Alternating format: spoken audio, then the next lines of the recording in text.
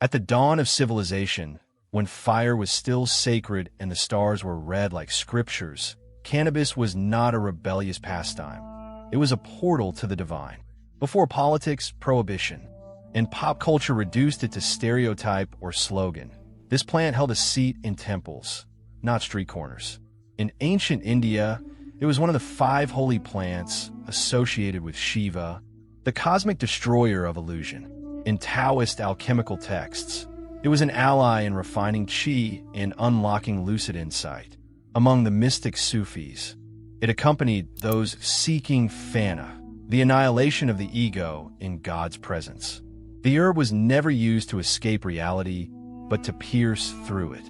It was not lit to forget, but to remember the soul, the spirit, the truth buried beneath identity and routine. To call cannabis sacred is not New Age romanticism. It is ancestral memory. The plant was revered, not consumed casually. It required preparation, intention, and ritual. Fasting, chanting, silence. It was approached like a living being, not a product. Today, much of that reverence has been lost. The world rushes to legalize or market what was once approached with prayer. But the plant hasn't changed, we have. What was once a sacred flame is now flicked on like a lighter, often without asking, what am I really invoking? To understand cannabis as a sacred portal is to return to an ancient truth, that nature holds keys to spirit, but only for those who approach with humility. If you seek the sacred in this plant, you must approach it not with consumption, but with communion. Because in the oldest traditions, cannabis was not an escape. It was an encounter with yourself, the divine, and the invisible architecture of the soul. Cannabis is neither angel nor demon. It is a mirror, a magnifier, a neutral force waiting for direction. Like a chisel in the hands of a sculptor, it can carve clarity from stone or shatter the fragile mind if used without purpose. This is the ancient understanding long forgotten in modern culture. The plant holds no promise, only potential. In the same way fire can cook a meal or burn a village, cannabis reveals or confuses based on the hand that holds it and the soul that approaches it. The Taoists spoke of balance, how substances only harmonize when the body and spirit are aligned. The Sufis, with their spinning dances and poetry, knew that intoxication was sacred only when it led to the beloved. In each case, it was never the plant itself, but the intention that shaped the outcome. Without grounding, cannabis becomes a whirlwind. Without reverence, a dull fog. Used with consciousness, it may open inner gates. Used carelessly, it may trap the mind in loops of false insight and spiritual ego. The same puff that leads one person into communion with the divine might drag another into anxious spirals or lazy delusions. Why? Because cannabis does not decide for you. It amplifies you. It brings forth what already resides within. Joy becomes ecstasy. Fear becomes panic. Confusion becomes a maze. And in that sense, the plant is a test, not of its own power, but of yours.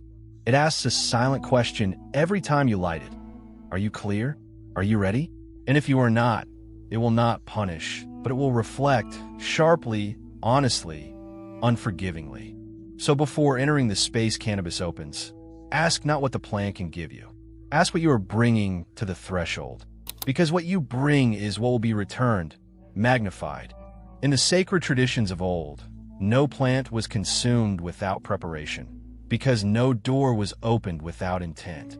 Cannabis, like all entheogens, was never meant to be used casually. It was summoned, not smoked. Ritual was the map, fasting the key, silence the doorway, and intention the offering. The ancient sages knew, without structure, the sacred becomes chaotic.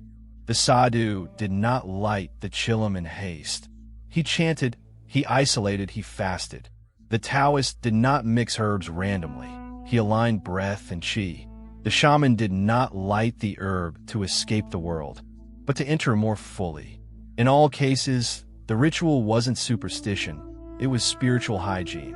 Just as you wouldn't enter a sacred temple unwashed and shouting, you wouldn't approach a plant of power without cleansing your spirit and quieting your mind.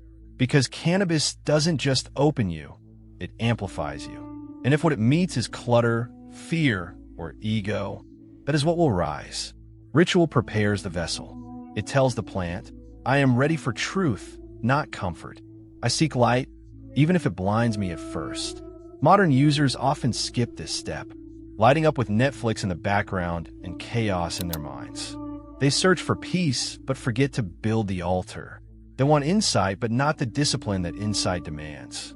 The old ways remind us, it's not just what you use, but how you use it that determines what unfolds.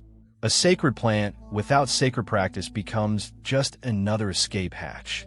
But in the hands of the intentional, it becomes what it always was, a bridge to something vast, mysterious, and profoundly transformative. Not a shortcut, but a sacred crossing. And every true crossing, as the elders say, begins with reverence. Cannabis doesn't just open a door, it pulls back a veil. And often, what lies behind that veil isn't peace or bliss, but the parts of ourselves we've worked hard to bury. This is the secret few want to confront. Cannabis is not always gentle. It mirrors, it reveals, it amplifies the whisper of the shadow that lives in all of us. Anxiety? That's not the plant's fault. It's your hidden fear stepping into the light. Paranoia? It's the ego realizing it's not in control. What many call a bad trip is often just the truth finally speaking in a voice too loud to ignore. As Carl Jung taught, the shadow isn't evil. It's simply everything we refuse to face. And cannabis, used without preparation, without grounding, drags that shadow into center stage. It rips off the social masks, the spiritual poses, the calm exteriors, and exposes the raw material underneath. This isn't punishment, it's purification, but few are ready for it. That's why traditions emphasized readiness. The Sufis spoke of fana, dissolution of the ego in divine presence. But even they warned, enter too soon, and the divine fire may burn more than it enlightens. This is the spiritual consequence we don't speak of enough. Cannabis, like any portal, doesn't promise light. It promises truth. And truth, uninvited, can feel like terror. But if you stay, if you breathe through the trembling, face what rises, listen instead of run, something shifts. The chaos becomes clarity. The fear becomes insight. And the shadow becomes a guide. Because what cannabis ultimately offers is not escape. It is confrontation, not with the world outside, but with the world within. And those who dare to meet that world honestly, they emerge not just high, but humbled, healed, and changed. In the shimmering haze of altered states, it's easy to mistake intensity for transformation. Cannabis, when used without discernment, can become a master of disguise, draping the ego in mystical robes and calling it enlightenment. The feelings are vivid, the colors richer, the thoughts deeper, the heart seemingly open. But here lies the greatest illusion, the false awakening, the spiritual ego that convinces you you've arrived when you've merely detoured. Real growth is integration, not intoxication. It's not what you feel in the high, it's what you become afterward. Ancient yogic texts warned of cities, psychic powers, and visions that arise from herbs or practices. But these were seen as distractions, even dangers, unless matched with ethics, discipline, and grounded wisdom. The great trap isn't a bad trip. It's the beautiful one that leads nowhere. The bliss that softens the will, the insight that stays in the clouds, the peace that doesn't survive conflict. That's why sacred traditions embedded cannabis use in structure, not spontaneity. Because without ritual, without purpose, the mind turns loops of insight into circles of illusion. It's the difference between glow and fire. One looks pretty, the other transforms. When cannabis is used to simulate spirituality rather than cultivate it, we risk becoming addicted not to the substance, but to the feeling of being spiritual. And that addiction is far more subtle and far more deceptive. True awakening doesn't come with a sparkle. It comes with silence, service, and self-honesty. So if the plant makes you feel wise, pause. Ask, am I applying what I see? Is my heart softer in real life, not just in ritual? Because if your visions don't change your actions, your spirituality may just be performance art. And cannabis, misused, becomes not a path, but a beautifully lit cul-de-sac. Cannabis was never meant to be used alone in a dark room with the flicker of a screen as its only companion. In the world's most ancient spiritual traditions, sacred plants were always embraced collectively, within the heartbeat of community, rhythm, and ritual. The Rastafari smoke ganja in reasoning sessions, gatherings of prayer, song, and philosophical reflection. The sacred isn't sparked in solitude, it's amplified in unity. In shamanic circles of the Amazon or Congo, no plant is consumed without the circle.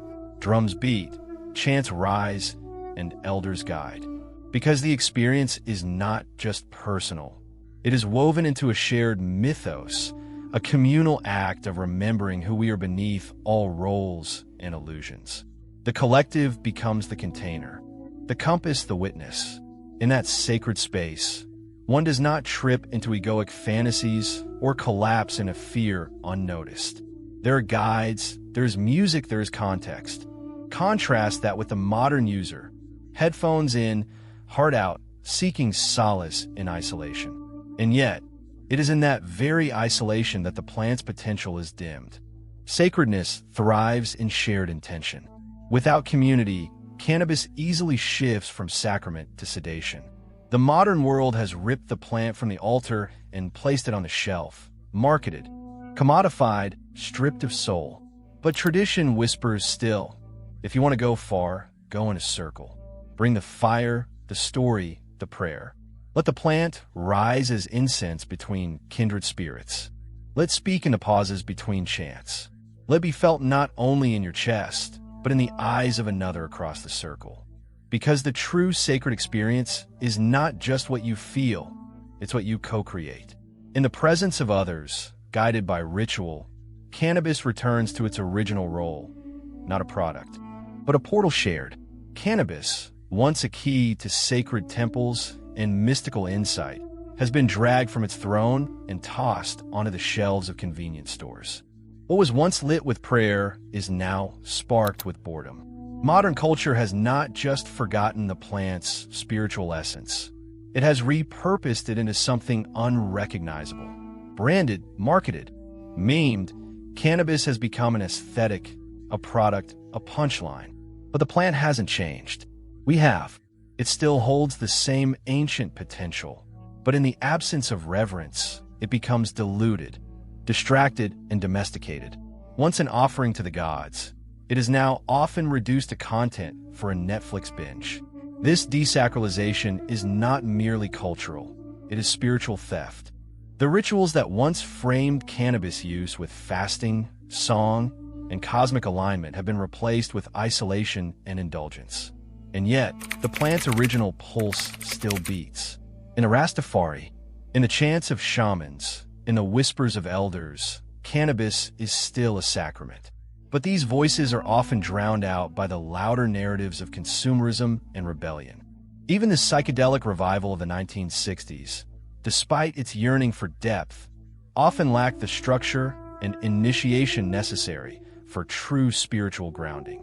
Without lineage, without elders, insight becomes noise. Aldous Huxley warned that visionary experiences can reveal, but they do not teach. And this is where we now stand, surrounded by revelation, starving for wisdom. The danger is not in the plant, but in how we've stripped it of meaning. When cannabis is severed from story, from symbol, from soul, it becomes just another distraction masquerading as depth. To reclaim its power, we must return to the temple within, to ritual, to intention, to humility. Because sacredness isn't found in the plant alone. It's found in how you hold it, why you use it, and whether you're ready to listen. Discernment, viveka in Vedanta, krino in Greek, is the thin blade that separates truth from illusion, insight from sensation. In the realm of sacred plants, cannabis included, discernment is not optional, is everything. Because the plant does not come with instructions, it comes with amplification. It intensifies what already lives within you, your peace or your chaos, your longing or your confusion. And in that amplification, it becomes dangerously easy to confuse emotional release for spiritual revelation. A rush of euphoria? That must be awakening. A vivid thought? Surely divine insight. But without discernment, these moments are like fireworks in the fog, bright, brief, and ultimately misleading. Ancient traditions understood this. That's why every sacred plant was paired with structure, ritual, fasting. Silence, intention. These weren't constraints. They were containers designed to hold the power safely, to keep the seeker steady as the veil lifted. Without this grounding, the line between awakening and delusion blurs quickly. Osho once said, "Anything can become a meditation if you are present. Anything can become a drug if you are absent." That's the heart of it. Presence. Discernment is what keeps your feet on the ground when your mind soars. It's the compass in the fog, because not all that glitters within is gold. Some of it is just the ego in costume, dancing in the mirror. Cannabis, when used without this inner compass, risks creating a spiritual echo chamber, where what you hear is not truth, but your own unprocessed desires dressed as wisdom. Real discernment asks, does this insight change how I live, how I love, how I serve?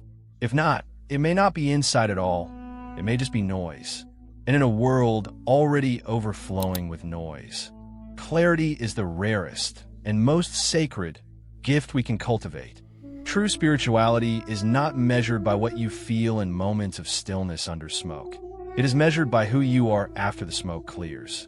Real transformation doesn't glitter or perform. It hums quietly in your daily choices. That is the paradox of cannabis in the spiritual journey. It may reveal glimpses of truth, but without integration, those glimpses fade like dreams at dawn.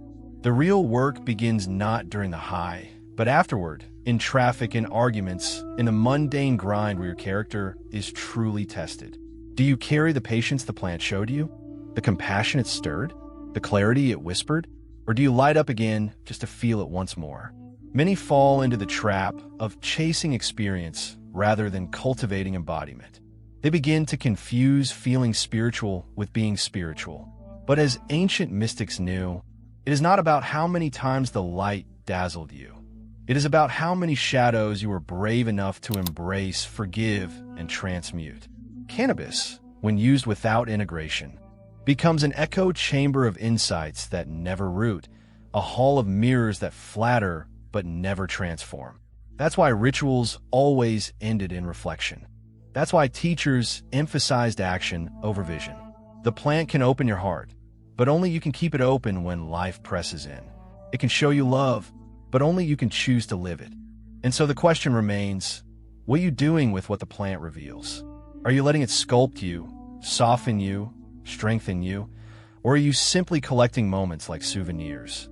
Because growth isn't what happens in the moment. It's what endures long after. The goal isn't to feel more, it's to become more. And that becoming requires integration, humility, and action, far beyond the haze of revelation. In the end, the most sacred question is not whether cannabis is a spiritual plant. It's whether you are spiritually prepared to meet what it reveals. The plant itself is ancient, wise, and potent, but its power is neutral, waiting to be shaped by the consciousness that consumes it. It could be a mirror, a guide, a sacred bridge, or a crutch, a distraction, even a trap. Everything depends on the user, not the plant.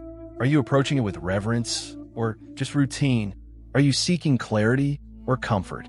Intention is the gatekeeper of transformation. Without it, the sacred becomes shallow, and the mystical becomes mere entertainment. Ancient traditions understood this deeply. That's why cannabis was never used without ritual, fasting, or preparation. They knew that a sacred portal, once opened, demands presence, humility, and responsibility. You don't knock on the door of the divine drunk on your own illusions. You come empty, honest, and willing to change. Today, Cannabis is often used without any of this, stripped of context, turned into content. But the plant remembers what we've forgotten. It asks, are you ready to see? Are you prepared to feel? Not just the light, but the shadow? And most of all, will you walk through what you discover or run back to numbness? Because cannabis doesn't give peace, it reveals what blocks peace. It doesn't create wisdom, it exposes where you've denied it. Its sacredness isn't automatic, it is activated by your intention. So before you light the next joint, pause. Ask, am I ready to receive what this plant might show me? Not just the stars, but the mud. Not just the calm, but the truth. Because in the end, the plant doesn't promise transformation. You do. The plant only holds up the mirror. What you do with the reflection, that's the real spiritual journey.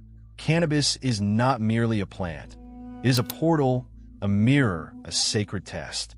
Across 10 traditions and 10 truths. We've seen how its power lies not in the leaf, but in the consciousness that meets it. Used with intention, it opens the path to healing, depth, and divine connection. Used without, it becomes illusion, distraction, and spiritual stagnation. Ritual, discernment, community, and integration are not accessories. They are the foundation.